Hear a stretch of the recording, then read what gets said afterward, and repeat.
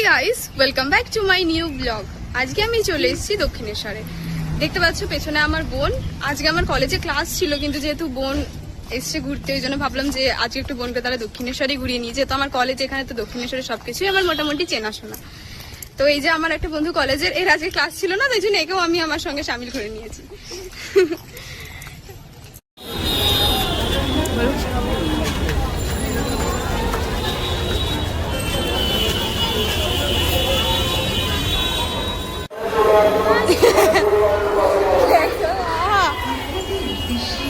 এটা হচ্ছে sky over আমাদের দক্ষিণেশ্বরে।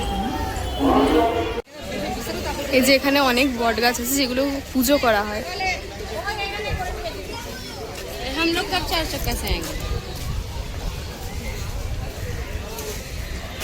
এখানে হচ্ছে অনেক জিনিসপত্র আছে যেগুলো আপনি দক্ষিণেশ্বরের স্মৃতি হিসাবে কিনে নিয়ে যেতে পারেন।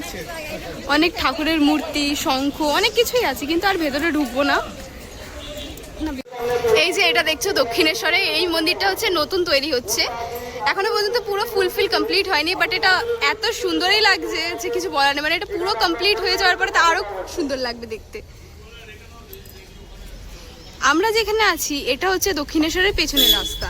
যেহেতু আমরা পুজো দেবো না, এমনি দক্ষিণেশ্বরে ঘুরবো, তাই জন্য আমরা সামনের গেট থেকে ঢুকিনি, কারণ সামনের গেট বলে যে নাকি বন্ধ থাকে, তাই জন্য আমরা সামনের গেট থেকে ঢুকিনি। আমরা সবসময় পিছনের গেট থেকেই ঢুকি এবং পিছনের গেট সবসময় খোলা থাকে।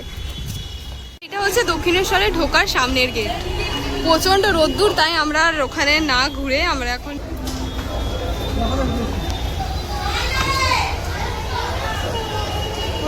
চমচম।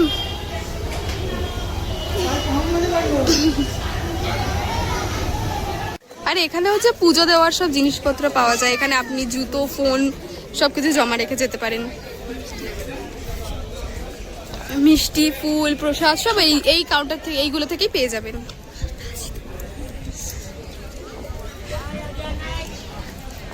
এই যে এটা একটা পুকুর।